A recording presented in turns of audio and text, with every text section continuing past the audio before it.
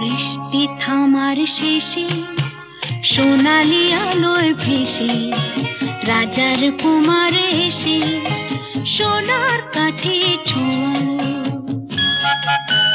ও বৃষ্টি থামার শেষে সোনালি আলোয় ভেসে রাজার কুমার এসে সোনার কাঠে ছোঁয়ালো।